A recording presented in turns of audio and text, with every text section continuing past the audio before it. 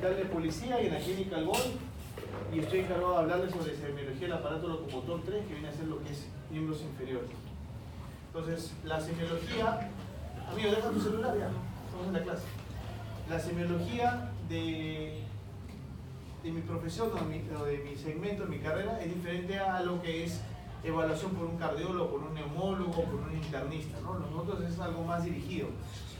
Vamos a hablar de estos segmentos de acá, y en el examen físico empezamos de lo que es una inspección, que es mirar, observar, comparar con la otra extremidad, que normalmente es una extremidad sana que nos sirve de referencia, lo que es palpación, si hay aumento de la temperatura, si hay deformidades o tumoraciones en la extremidad comprometida, evaluar rangos de movimiento, o sea, la movilidad, mediciones tanto en la longitud, para ver si hay una diferencia en la medición de miembros inferiores, o la circunferencia para evaluar si hay algún grado de hipotrofia o atrofia muscular, y en algunos segmentos hacemos incluso maniobras especiales que tienen nombre propio que nos orientan a descartar alguna patología. Entonces, como ya he dicho, en la inspección hay que ver la longitud de las extremidades, ver si hay algún acortamiento, secular alguna fractura, secular alguna infección o alguna cirugía, ¿no? Deformidades, tanto deformidades de partes blandas o partes óseas, evaluar el alineamiento de las extremidades, si es que hay un buen eje de la extremidad inferior o si es una extremidad que tiene una secuela traumática o simplemente el paciente nació con una tendencia al var o al valgo, ¿no? Asimetría del trofismo muscular, que nos orienta si es que ha habido una hipotrofia muscular.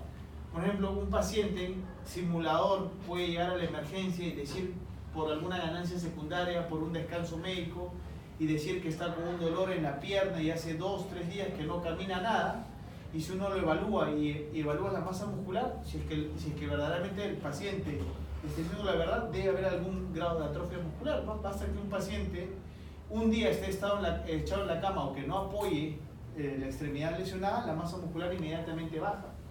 Eso delata, ¿no? Algunas actitudes o posiciones en las que el paciente llega a la emergencia. A veces el paciente llega en la silla de ruedas o en la camilla con ciertas posiciones que ya son características para ciertas patologías. Palpación, ¿para qué hacemos la palpación? Para ver si hay algún cambio de temperatura, y siempre para eso tenemos el lado contralateral. A veces los aumentos de la temperatura no solamente nos orientan a que hay una infección, sino también todo proceso inflamatorio o toda manipulación quirúrgica deja un aumento de la temperatura posterior en la extremidad intervenida, ¿no? Si es que hay un aumento de volumen, por ejemplo en la rodilla, es muy frecuente evaluar si es que hay líquido o no, que es el signo del témpano positivo, que ahora lo vamos a ver. O, como vimos hoy día en la clase con mis alumnos, puntos dolorosos, por ejemplo alrededor de la rodilla, hay inserciones musculares y tendinosas en la rodilla que tienen que reconocer ustedes porque son fuente de dolor. Con respecto a la cadera, bueno, la anatomía de la articulación de la cadera es una... No tiene ¿no? La articulación de la cadera o la articulación coxofemoral, que está formada por la cabeza del fémur y el acetábulo o el cótilo, ¿no? Y se dan cuenta cómo esta cabeza del húmero entra en coaptación directa, cómo el acetábulo envuelve a la cabeza, y obviamente parte de la estabilidad de esta cadera también lo da el sistema de ligamentos. Y así como conocen la anatomía topográfica, también tienen que conocer la anatomía radiológica, si no, no van a saber de qué estamos evaluando. Por ejemplo, si no saben reconocer lo que es lo normal, no van a saber lo que es lo patológico. Tinto, está mirando al suelo. Esta es la articulación de la cadera o la articulación coxofemoral. Esta es la cabeza del fémur, normalmente tiene esta circunferencia lisa, y esta es la parte del acetábulo. Esta prominencia que ven acá es el trocánter mayor, y esta prominencia que ven acá, más discreta, es el trocánter menor. ¿Para qué existen esas prominencias? Es porque en estas zonas de acá se insertan los grupos musculares a través de sus tendones. Es una unidad entre el músculo y el tendón, y lo que se une al hueso es el tendón. Y esos son los encargados. Entonces, este punto de acá y este punto de acá son las zonas de estrés donde los músculos a través de sus tendones le dan movilidad a la articulación. Entonces, esta es una articulación relativamente sana. Cuando hablen de cadera, van a hablar sobre segmentos. Esto de acá le van a hacer seguro una clasificación sobre fracturas intracapsulares y fracturas extracapsulares. ¿Cuáles son las fracturas intracapsulares? Las fracturas que están dentro de la cápsula articular. O sea, hay una bolsa que rodea toda esta articulación, que lubrica esta articulación, que envuelve el acetábulo, la cabeza y parte del cuello del fémur. Entonces cualquier fractura de cadera que se encuentre en la cabeza o en el cuello es considerada una fractura intracapsular. Y las fracturas extracapsulares son las que están por debajo, por fuera de la cápsula. Entre ellas las fracturas del área trocantérica, las fracturas subtrocantéricas, ¿no?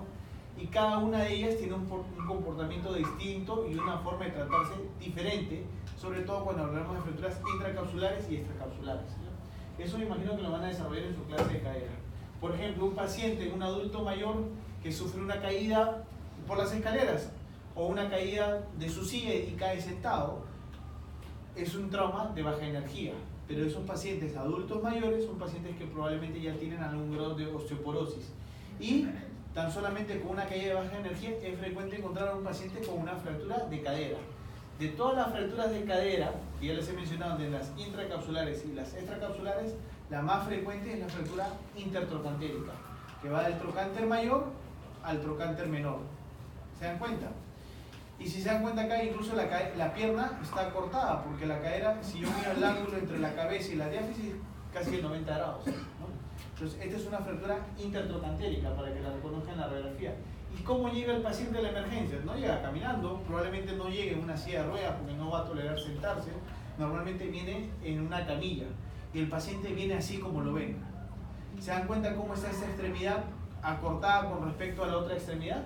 Está acortada, está rotada, y muchas veces el paciente viene incluso con flexión de la rodilla, o sea, viene en esta posición.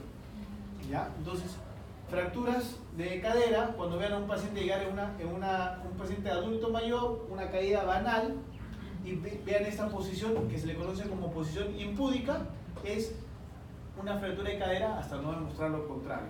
Y está caracterizada por acortamiento de la extremidad, flexión de la rodilla y rotación externa de la extremidad inferior. ¿Ok?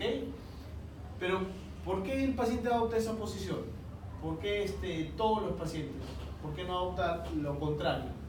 Es porque como les había mencionado, sobre la articulación de la cadera o sobre el fémur, cada músculo o cada grupo de músculo ejerce una fuerza de tracción. Cada uno, y cuando se rompe el hueso, cada unión músculo-tendinosa comienza a traccionar hacia su fuerza de vectora. Por ejemplo, el músculo del psoas y el músculo ilíaco forman un solo tendón. El tendón del psoas ilíaco, el cual se inserta en el trocánter menor. Los músculos rotadores externos de la cadera, principalmente los abductores, el glúteo medio y el glúteo menor, se insertan en el trocánter mayor. Entonces, este grupo de músculos, los rotadores externos, se encargan de dar la rotación externa de la extremidad inferior. El músculo psoas ilíaco, al traccionar hacia proximal, como ven las flechas, son los que se encargan de darle el acortamiento a la extremidad. Entonces, esta sobretensión muscular obviamente causa dolor en el paciente, ¿no? Han visto, por ejemplo, en las fracturas de cadera, que en las camas de los pacientes, que el paciente está acostado en la cama con un sistema de vendas con una tracción. Eso se llama tracción de partes blandas. Lo han visto en la práctica, ¿no? ¿Qué es lo que busca esa tracción de partes blandas? Es sobrepasar las fuerzas deformantes de cada grupo muscular para mantener la extremidad en tensión con una adecuada rotación, y que esto de acá, al no haber un espasmo muscular, no genere dolor.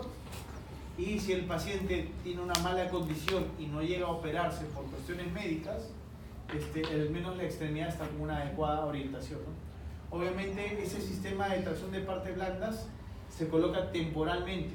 Idealmente todo paciente con fractura de cadera, salvo que sea una contraindicación médica, tiene que operarse. Porque si no, un paciente postrado durante 4 o 6 semanas en una camilla, las comorbilidades pueden ser mayores que el riesgo de una cirugía.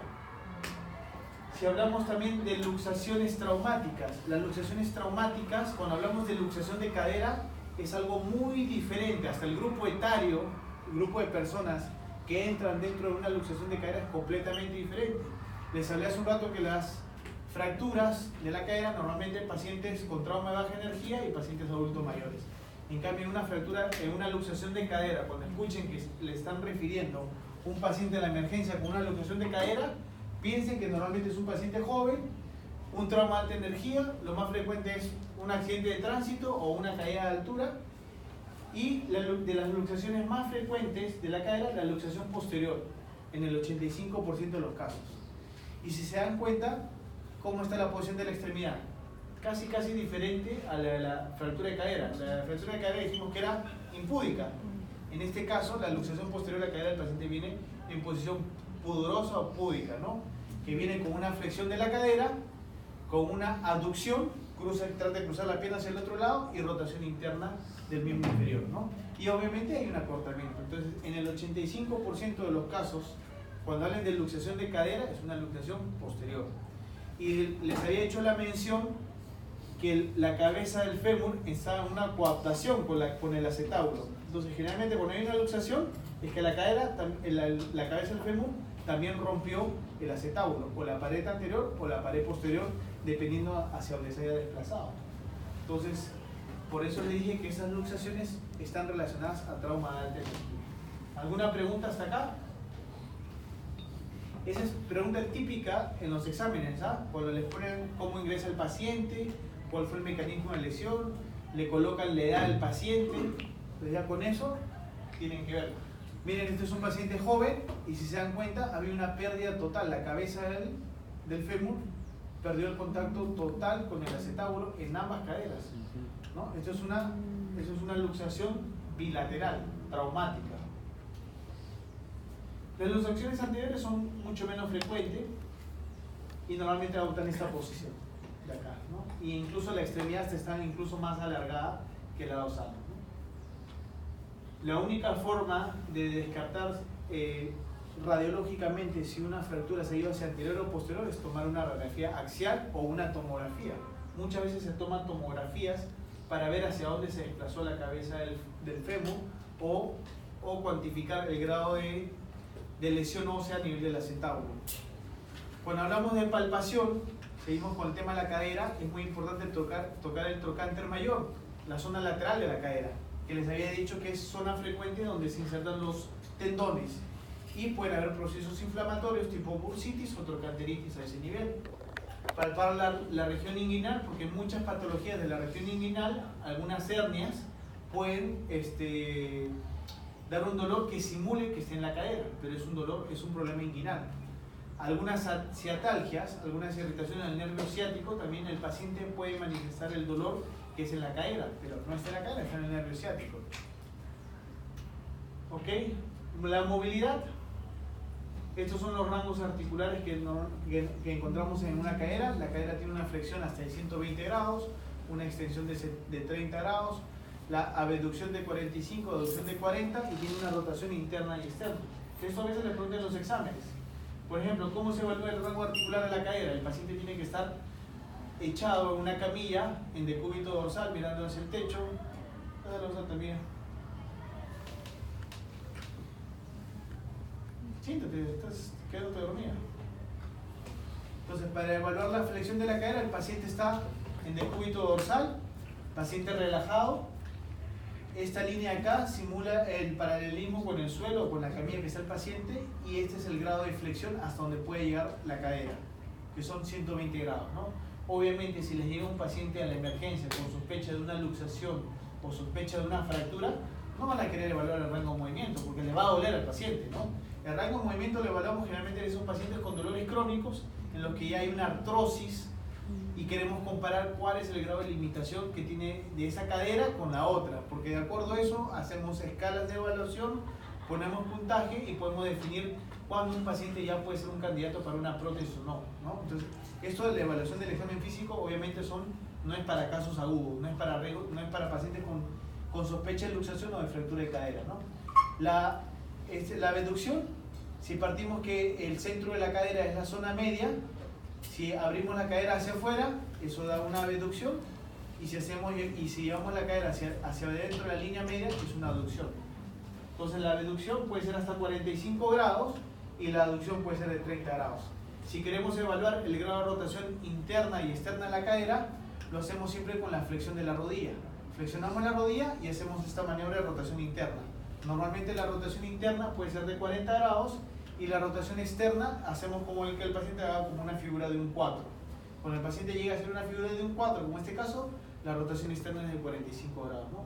Y eso es para comparar siempre la extremidad sana con la afectada. Algunas maniobras especiales que se pueden hacer con nombre propio a nivel de la cadera, en pacientes, la maniobra de Trendelenburg, que son en pacientes que tienen o una lesión neurológica o alguna insuficiencia muscular posterior a una cirugía o alguna para deportiva, y las maniobras de Barlow y de Ortolani, que lo hacemos en pacientes pediátricos, ¿no? Por ejemplo, en este caso, la maniobra de Trendelenburg, que evalúa básicamente la potencia de los músculos abductores, y el principal músculo abductor de la cadera es el glúteo medio. Eso también le pueden preguntar en el examen. El examinador está mirando de atrás al paciente y hace que el paciente se pare sobre una de sus extremidades. Esta figura corresponde a esta. Si el paciente tiene un buen glúteo medio sobre la pierna con la cual se está parando el paciente y la cual se está evaluando, miren cómo está el glúteo medio, tenso. Entonces la caída del lado contralateral hasta puede ascender, o se mantiene o ligeramente asciende el lado contralateral. Quiere decir que esta maniobra de Trendelenburg es negativa, el glúteo medio está funcionando muy bien.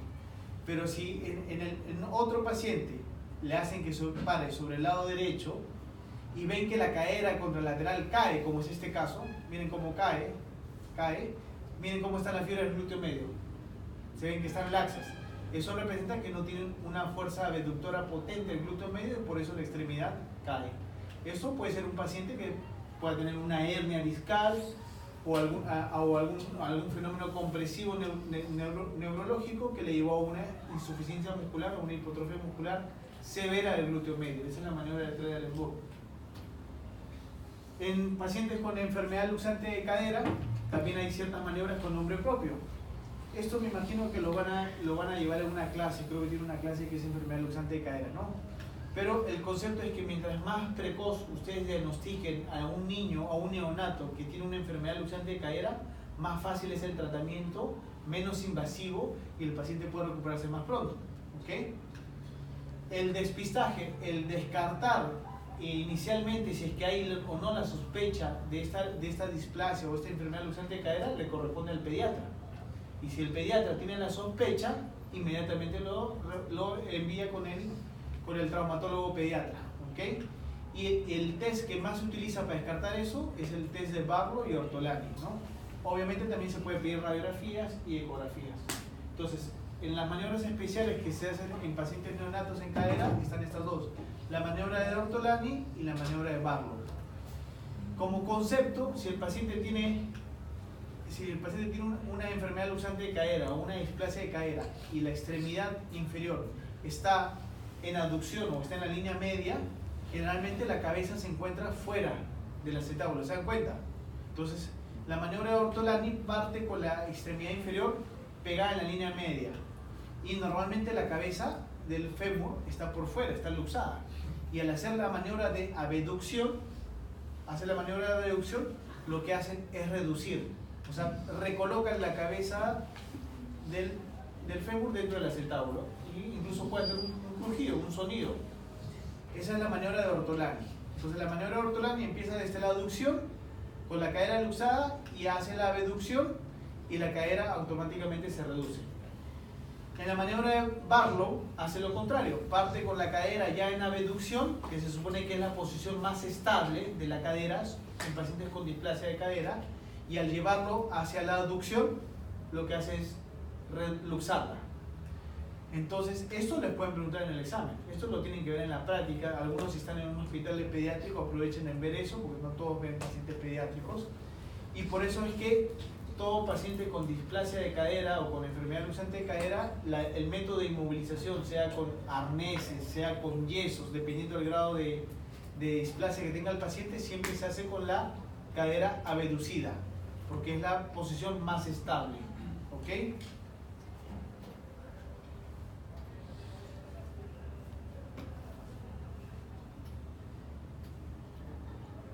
Si empezamos a evaluar el tema de la rodilla, la inspección, les había dicho, ¿qué diferencia ven entre estas dos extremidades? Es el mismo paciente, dos rodillas. ¿Se dan cuenta cómo está completamente con un aumento de volumen, con una deformidad evidente, ¿no? Y la deformidad la tiene acá, por encima de la rótula. Eso se llama la bursa suprapatelar. que es donde normalmente si hay un fenómeno irritativo o alguna lesión, ahí es donde se acumula el líquido, ¿no? Porque es una bolsa. Entonces, a esto se le llama derrame articular. No es que derrame, es que se ha roto la bolsa y el líquido se salió, como a veces piensan los pacientes. Nada se ha roto, simplemente ha habido una sobreproducción de líquido o sangre si ha sido algo traumático y se acumula en esta zona. A eso se le conoce como derrame articular. No es que se haya roto algo y el líquido esté escapándose, ¿no? Como piensan los pacientes. Y si, obviamente acá, a simple vista yo puedo decir que ese paciente tiene un derrame articular, pero en casos más discretos o donde quiero evaluar o donde quiero hacer una evaluación, hago esta maniobra que es el signo del témpano. Se dan cuenta cómo el paciente abraza con sus dos manos la parte superior e inferior de la rodilla y lo que busca es centrar el líquido en esta zona. Si es que hay líquido, obviamente la rótula va a estar flotando sobre líquido sinovial o sobre sangre. Y si el examinador con el pulgar o con el índice trata de bajar la rótula va a ceder y va a chocar con la tróclea del fémur, y si suelto esa presión, la rótula va a ascender. Eso se llama el signo del témpano, como un témpano. Uno aprieta el hielo, lo suelta y vuelve a la superficie, ¿no? Eso es cuando hay líquido. No me dice si es sangre, no me dice si es líquido sinovial, no me dice si es una mezcla de los dos, solamente me dice que hay un líquido en mayor cantidad. Y el hecho de tener un aumento de líquido o un aumento de volumen o un derrame articular, eso aumenta el dolor. Normalmente el paciente no tolera grados de flexión completa ni extensión de la rodilla, y algunos pacientes vienen con demasiado dolor. Y la única forma de tratar a esos pacientes no es solamente no es darle un analgésico, no es que se aplique hielo, hay que hacer una evacuación de ese líquido. Ese procedimiento se llama artrocentesis, y si se dan cuenta es llevado a cabo con una adecuada antisepsia, porque voy a penetrar una aguja del medio externo por la piel hasta dentro de la articulación. Entonces, si no tengo un adecuado método de desinfección, puedo producir una infección, y eso sería una artritis séptica, ¿okay? En este caso están evacuando el líquido, y se dan cuenta es un líquido amarillento, color amarillo citrino, que es líquido sinovial, que puede ser por un proceso inflamatorio. ¿Qué pasaría si yo al hacer una evacuación, en vez de salir líquido amarillento, me sale sangre? ¿Cómo se llama eso? Hemartrosis. Hemartrosis. ¿Y cuáles son las causas de hemartrosis en una rodilla? Por ejemplo, un paciente de 20 y tantos años, estaba haciendo actividad práctica deportiva, el pie se le quedó plantado en el césped, hizo un movimiento de flexión y rotación externa forzada, llega la emergencia y viene con la rodilla completamente edematizada, hinchada, signo del témpano positivo. Y ustedes le hacen una artrocentesis evacuatoria y sale sangre. ¿Qué presunciones diagnósticas tendrían en mente? ¿Qué les han explicado en su clase? ¿Qué lesiones podría tener ese paciente para que tenga sangre? La única forma que la rodilla se llene de líquido en cuestión de minutos o en menos de una hora es que sea sangre, porque no se produce una sobreproducción de líquido sinovial tan rápido, ¿me entienden? Entonces el paciente llega y dice, se me hinchó la rodilla en cuestión de minutos, en una hora, eso es sangre, eso no es líquido sinovial, eso es sangre. Entonces algo se ha roto dentro, ¿me entienden? Había una ruptura de vasos sanguíneos y por eso es que se llenó de sangre, ¿me entienden? Las causas son ruptura de ligamentos intraarticulares. ¿Cuál? Sobre todo, el más frecuente, el ligamento cruzado anterior. El ligamento cruzado anterior. La otra causa, desgarro de los meniscos, pero no es el desgarro convencional. Van a tener una clase en que van a dividir al menisco en diferentes áreas, en la zona roja, en la zona blanca o en la zona rosada. Tiene que ser, para que haya una hemartrosis sangre, tiene que ser una desinserción, o sea, el menisco se rompió en su zona roja o en la unión con la cápsula. Eso ha producido ruptura de vasos sanguíneos y ha producido la secreción, ha producido la hemartrosis. No un desgarro pequeño en la zona blanca, o sea, son desgarros severos. Y la otra causa puede ser fracturas osteocondrales o fracturas intraarticulares, que comprometen el cartílago y el hueso. Entonces, esas son las causas más frecuentes de hemartrosis. Y obviamente yo la única forma de corroborar eso es con un examen de imágenes. ¿Qué examen de imágenes pediría para eso? ¿Ah? Obviamente siempre se les enseña como parte de memotecnia a todos los pacientes ir paso por paso, ¿no? Obviamente el examen más fácil a la mano que uno tiene en la emergencia es una radiografía, ¿ok? Pero la radiografía solamente me sirve para evaluar si hay lesión ósea o no. No me sirve para evaluar ni ligamentos, ni cartílagos, ni siquiera para evaluar una lesión del cartílago, nada. Entonces, lo primero que yo tengo que hacer es pedirle una radiografía y decirle al paciente al menos, ¿sabes qué? No hay fractura, pero hay una hemartrosis. Ahora tenemos que hacer un examen más detallado. El examen de imagen es ideal para evaluar patología dentro de la rodilla. Si yo quiero descartar lesión ligamentaria, lesión de menisco, es obviamente una resonancia. Una ecografía, lo único que me sirve es para valorar el volumen de líquido que hay en la rodilla o para evaluar algún proceso inflamatorio de algún tendón superficial o el ligamento colateral interno que es superficial, pero no me evalúa ninguna patología dentro de la red. Para eso es una resonancia, ¿no? Pero ya dejó de ser una emergencia. Tú puedes colocar una férula al paciente, un vendaje, le evacúas el líquido, le das analgésicos, le tomas la radiografía, no hay fractura. Todo el resto de la evaluación le puedes dejar su resonancia y todo eso ya sea un control ambulatorio, ¿no? Y eso les preguntan, ¿no? Les ponen un caso, ¿cuál sería el examen o cuál sería la secuencia de exámenes radiográficos que pediría, ¿no? Primero una radiografía y si quiere descartar una lesión ligamentaria o meniscal, obviamente una resonancia. Si es que quiero evaluar detalladamente alguna fractura o el grado de impactación del hueso en fracturas complejas, ahí obviamente la tomografía es superior a la resonancia, pero la tomografía no me permite evaluar una lesión ligamentaria o de menisco, ¿no? Y en muchos casos, en algunos casos complejos, sobre todo en pacientes que van a ser operados o posoperados, pedimos resonancia, tomografía. Podemos pedir ambos exámenes. La inspección. ¿Puede pasar el otro de anatomía que me está contagiando el sueño? ¿Todo bien? ¿Sí? Como está grabando, creo que puede dormir tranquila ahí. Ya. La inspección. Por ejemplo, ¿qué se dan cuenta? ¿Qué les llama la atención en este paciente? Está parada de espaldas, miren cómo sus rodillas apenas se tocan y abajo, ¿no? Están con las piernas abiertas, se llaman piernas en X o genuvalgo, ¿no? Quiere decir que cuando entonces un paciente que se pare y le dicen que apenas sus bordes internos de la rodilla se pongan en contacto, cuando hay más de 6 centímetros de distancia entre el malleolo interno de ambos tobillos, eso es un genuvalgo, ¿no? Y eso lo estoy viendo simplemente a la visión, pero no puedo determinar exactamente cuánto grado de valgo tiene. Normalmente todos nosotros tenemos un valgo fisiológico en la extremidad inferior que son de 6 grados, eso es lo usual. Pero la única forma de yo determinar cuántos grados, cuánto se ha excedido para poder clasificar si es un valgo leve, moderado, severo, es con una teleradiografía. Que si se dan cuenta es una radiografía que va desde la pelvis hasta el tobillo. El paciente está parado. Me sirve para medir la longitud de las extremidades y me sirve para hacer mis trazados en el eje mecánico del fémur, el eje mecánico de la tibia y ver cuánto de grados de valgo tengo. Sobre todo si voy a hacer un tratamiento quirúrgico que es corregir este mal alineamiento, solamente lo hago a través de cirugía y es a través de corte, se llama osteotomía, cortar y realinear el hueso. ¿Y cuántos grados tengo que corregir eso? Eso lo hago con una planificación preoperatoria. Para eso es importante esa teleradiografía.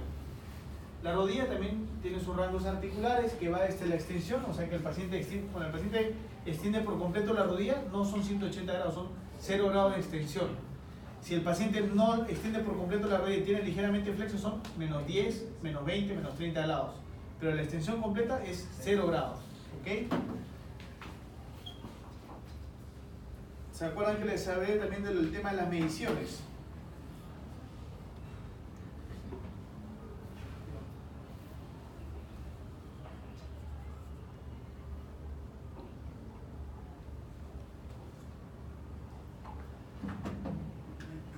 Con un simple centímetro yo puedo medir la longitud de mi extremidad, pero también me sirve para monitorizar, por ejemplo, en pacientes, o en deportistas o no deportistas, cuánto tiene de circunferencia tanto a nivel de la pierna como a nivel del muslo, para ir viendo cómo va incrementando su masa muscular. Obviamente un método más exacto que medir con un centímetro la longitud de la extremidad, obviamente es la teleradiografía, que es el examen que les había mencionado, ¿no? Que puedo medir cuánto mide una longitud de una extremidad inferior comparada con la otra. Todos acá tenemos discrepancia en miembros inferiores, ninguno tiene milimétricamente la longitud de la extremidad igual que la otra, pero el organismo tolera hasta 1 centímetro. Por eso discrepancias de menos de 1 centímetro ni siquiera necesitamos corregirlas, muchos acá la tienen y pasa desapercibido y no afecta en la mecánica de la extremidad inferior. Pero si hay discrepancia de más de 1 centímetro, eso sí puede afectar incluso hasta la columna o hacer sobrecarga sobre la extremidad más larga y producir problemas a futuro en el paciente. Vamos a hablar de algunas maniobras especiales para evaluar, por ejemplo, pacientes con problemas de rodilla. En este caso, vamos a evaluar las maniobras de cajón anterior y posterior. Les voy a pasar un video para que puedan ver cómo se hace más metódicamente. Por ejemplo, si yo quiero evaluar si el ligamento cruzado anterior está roto, hago la maniobra del cajón anterior.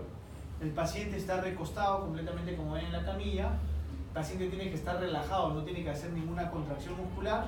El examinador, si quiere, puede poner un tope sentándose sobre el dorso del pie. Miren dónde coloca las manos.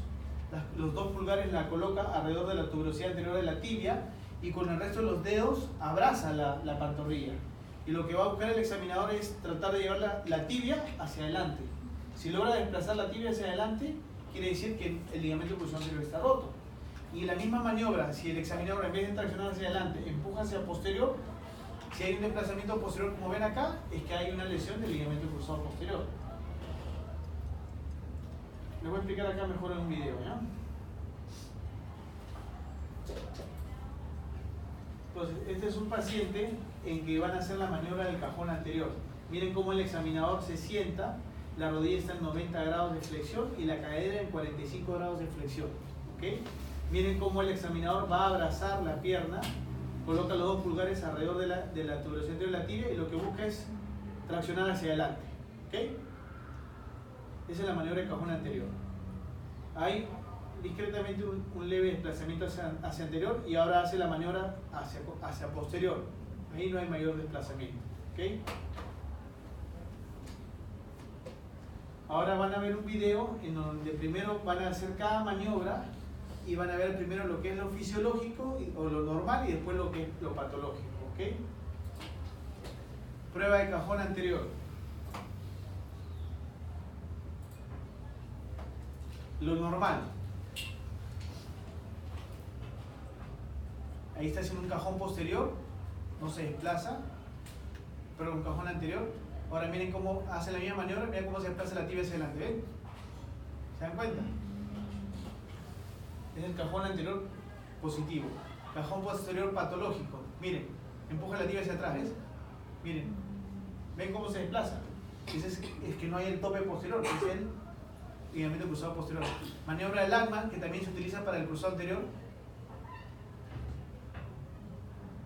Miren lo patológico, miren cómo se desplaza la tibia hacia anterior. Miren cómo hace ese juego. Es el maniobra de Lachman positivo.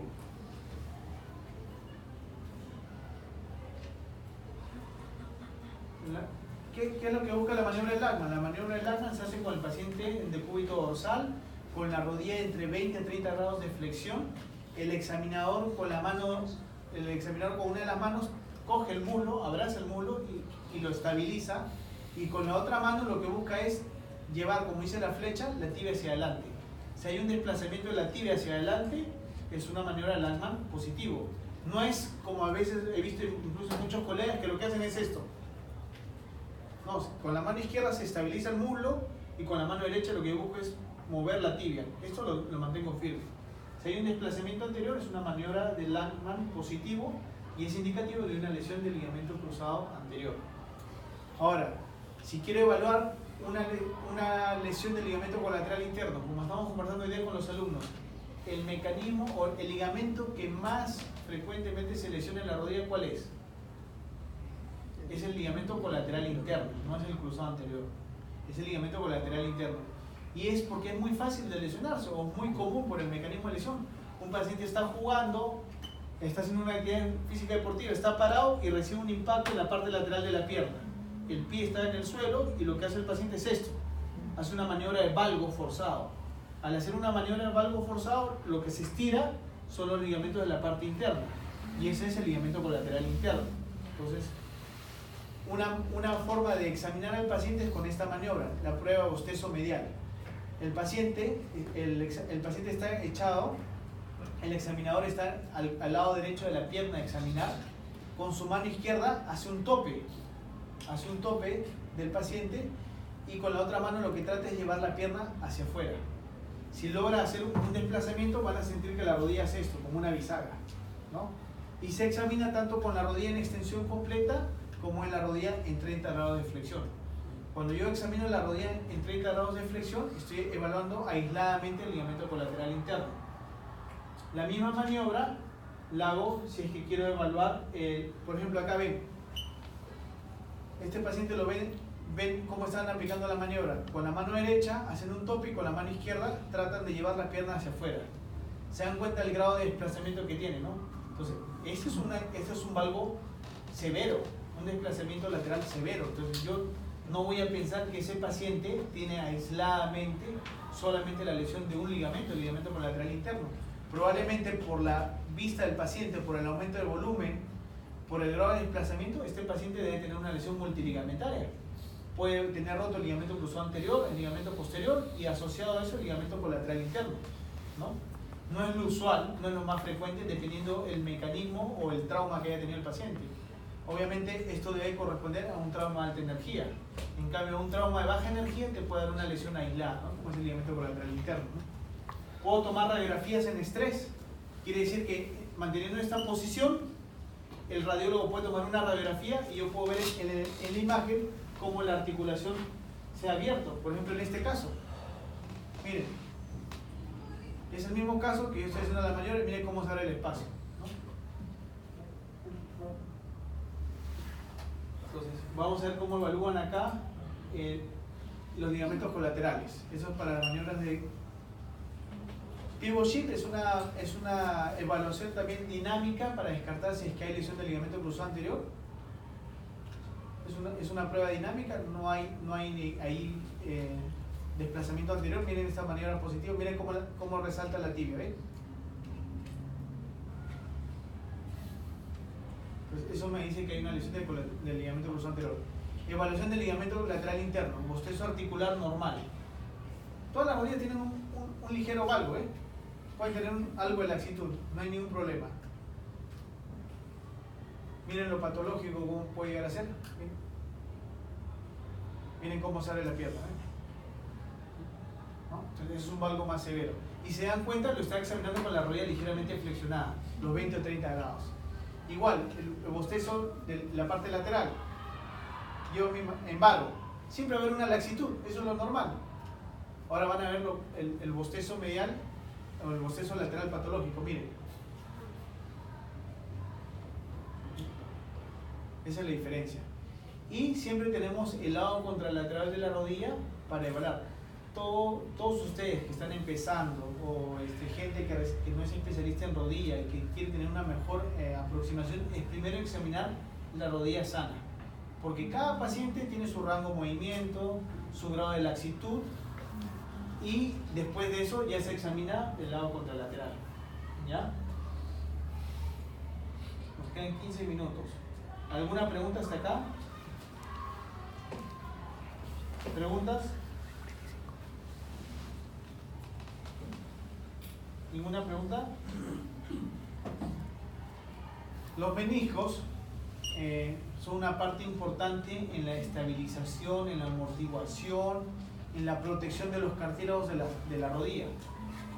Todos tenemos dos meniscos, un menisco al lado interno y un menisco al lado externo.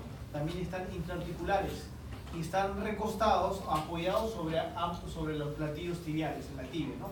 Obviamente todos los meniscos tienen una unión hacia su cápsula, una unión menisco-capsular. ¿Okay? Cuando uno tiene un trauma, una torsión o accidentes, pueden producirse los tipos de desgarro del menisco, ¿no? Para que se produzca un desgarro del menisco normalmente tiene que haber un mecanismo de flexión y rotación de la rodilla, forzosa. Y pueden producir todos estos patrones de desgarro del menisco. Todas estas son las configuraciones en las que se puede desgarrar el menisco. El más severo son estos desgarros de acá, ¿no? Son desgarros grandes en asa de balde. Si se dan cuenta es como una asa, ¿no? Asa de balde o doble asa de balde, ¿no? Hay diferentes maniobras que uno puede hacer cuando evalúa a un paciente para descartar si hay sospecha de una lesión de menisco. Por ejemplo, paciente que viene con una semana de evolución, dolor en la rodilla, posterior a un trauma, una actividad física deportiva, refiere que sufrió un mecanismo de torsión y flexión brusca durante el partido, pero bueno, que reposó un rato, pudo jugar y con el paso de las horas o el paso de los días empezó a tener más dolor y empezó a notar que se le hinchaba la rodilla, ¿no? Si se dan cuenta, he dicho que con el paso de los días, ¿no? O de las horas, porque el aumento del líquido sinovial es mucho más lento. Le hacen una artrocentesis y sale el líquido sinovial amarillento. Y le pueden hacer alguna de estas maniobras que sale positivo y uno puede sospechar que ese paciente tiene una lesión de menisco. ¿Cómo corroborar si el paciente tiene una lesión de menisco o no? Porque ninguna de estas maniobras es 100% sensible ni 100% específica. O sea, si yo le hago estas maniobras y sale positivo, yo puedo sospechar que el paciente tiene una lesión de menisco. La única forma de descartar eso es con una resonancia. La resonancia es lo que me permite ver y evaluar si es que hay o no una lesión de menisco. Dentro de las maniobras que uno utiliza más frecuentemente en la rodilla son estos, el síndrome de McMurray. Es una de las maniobras que uno puede utilizar y lo utilizas tanto para evaluar el menisco lado interno o el menisco lado externo. Por ejemplo, acá van a hacer una exploración para ver si es que el paciente tiene un desgarro del menisco externo. El paciente está en decúbito dorsal, el examinador lleva la rodilla a un grado de flexión máxima y lo que hace el examinador ahí es girar el pie. Entonces yo estoy acá, estoy examinando al paciente, hago que doble la rodilla y si quiero evaluar el menisco del lado externo, hago rotación interna del pie. Al hacer rotación interna del pie, el talón ¿hacia dónde apunta? Hacia afuera. Entonces como mnemotecnia, a donde apunta el talón voy a evaluar el menisco. Entonces voy a evaluar el menisco del lado externo, pongo mi dedo sobre la línea interarticular externa para hacer un poco de presión y de la flexión máxima llevo la extensión. Si se produce dolor en ese tramo, ahí sospechen una lesión del menisco del lado externo. Si voy a evaluar el menisco del lado interno, es lo mismo, pero en vez de hacer una rotación interna, hago una rotación externa del pie. Lo llevo a la rodilla al grado de flexión máxima, rotación externa del pie, el talón hacia dónde apunta, hacia la parte interna. Pongo mis dedos en la línea interarticular interna y voy de la flexión a la extensión. Si se produce dolor, ahí sospechan un desgarro del menisco del lado interno. Y acá hay un par de videos. Miren, acá tienen al examinador, miren cómo tiene la rodilla en flexión máxima, está haciendo una rotación interna del pie derecho, con lo cual, ¿qué quiere decir? Que el talón apunta hacia afuera. O sea, está examinando el menisco del lado externo. Pone sus dedos sobre la línea articular externa, donde está el menisco del lado externo, y de la flexión lo lleva hacia la extensión. Incluso puede hacer un poquito de valgo para apretar ese espacio. Si hay dolor, hay sospecha del desgarro del menisco del lado externo. Es el signo de McMurray. ¿Okay? Y lo puedo repetir varias veces si me queda duda, no es que lo haga una sola vez. Ahora el examinador lo ha hecho 3-4 veces y evalúa si en ese rango de movimiento el paciente tiene dolor. Ese es el McMurray para el menisco del lado externo.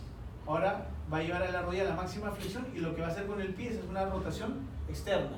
El talón apunta hacia adentro, entonces pone sus dedos sobre la línea interarticular interna, donde está el menisco del lado interno. Y de la flexión lleva a la extensión.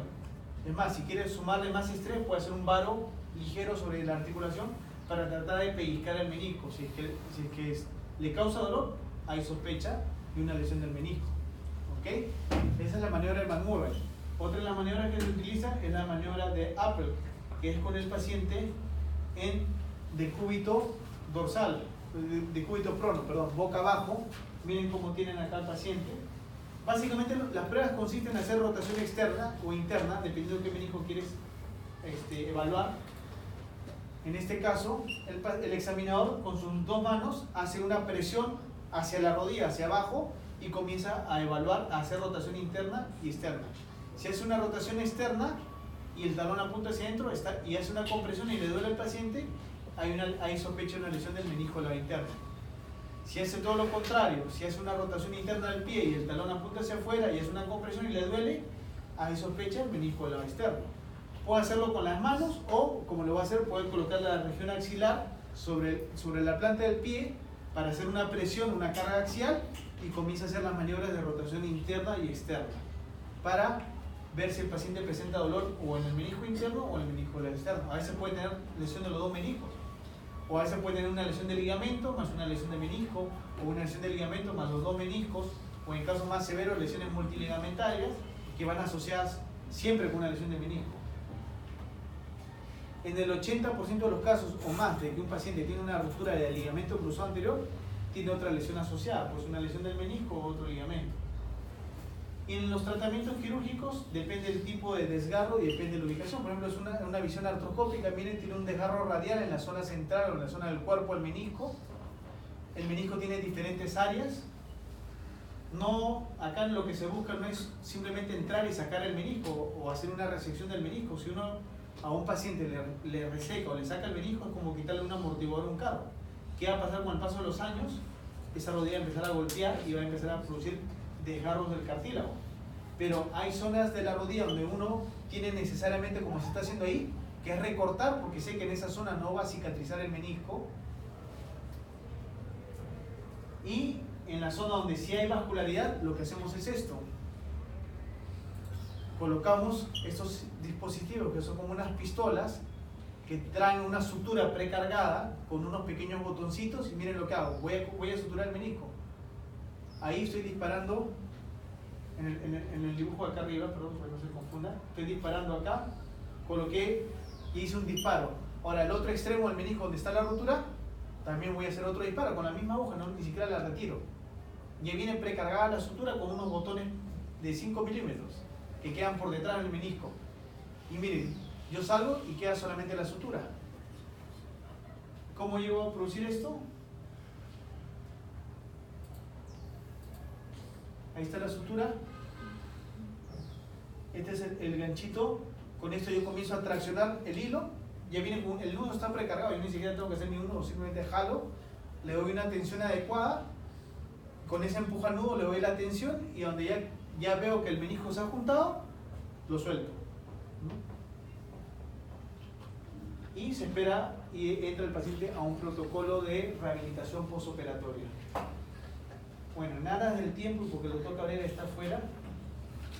Solamente voy a hacer esto, ¿no? Lo que es cadera y rodilla. Porque he visto lo mío básicamente semiología y hay varias cosas que van a tener en otras clases ustedes. ¿Tienen alguna pregunta? ¿Alguna pregunta, duda?